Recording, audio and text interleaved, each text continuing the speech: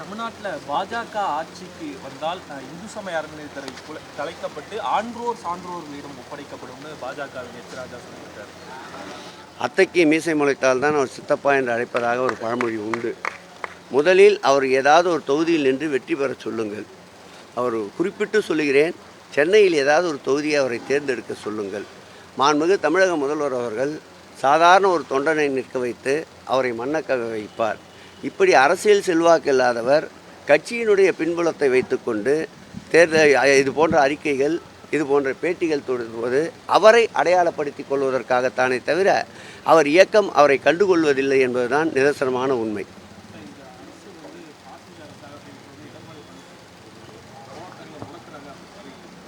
பாசிசம் என்பது என்னவென்றால், யாரையும் அண்டவிடாமல் அரவணைக்காமல் துரத்தி அடிப்பது தான்.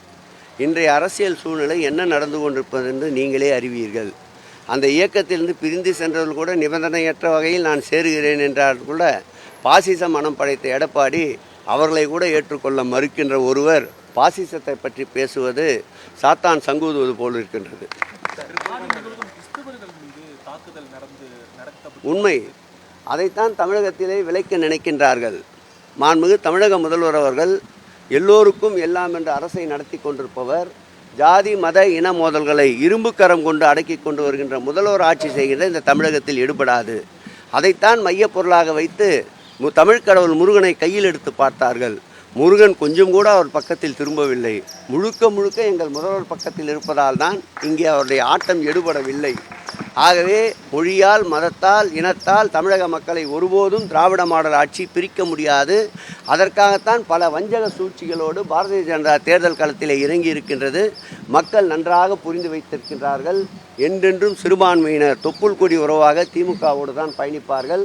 2026ஆம் ஆண்டு இரண்டாவது முறையாக மாண்புமிகு தமிழக முதல்வரோடு ஆட்சி அமைப்பதை எப்படிப்பட்ட இதுபோல பாசிச தீய சக்திகளால் நிறைவேற்ற முடியாது.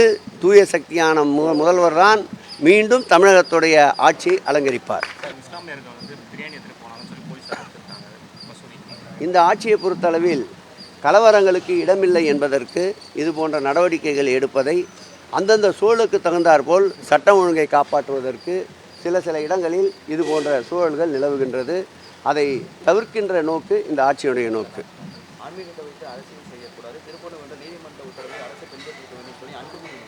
நாங்கள் கூட அதை தான் சொல்கிறோம். அரசியல் வேறு, ஆன்மீகம் வேறு. அரசியல் வேறு, ஆன்மீகம் வேறு. நீங்கள் ஆன்மீகத்தை வளருங்கள் என்று தான் நாங்கள் சொல்லுகிறோம். ஆன்மீகம் சார்ந்த கலைகளை வளருங்கள் என்று தான் நாங்கள் சொல்கிறோம். ஆனால் நாங்கள் கலவரத்தைத்தான் வளர்ப்போம் என்ற சக்திகளுக்கு இந்த தமிழகத்திலே இடமில்லை என்பதுதான் எங்கள் முதல்வருடைய ஆணித்தரமான கருத்து.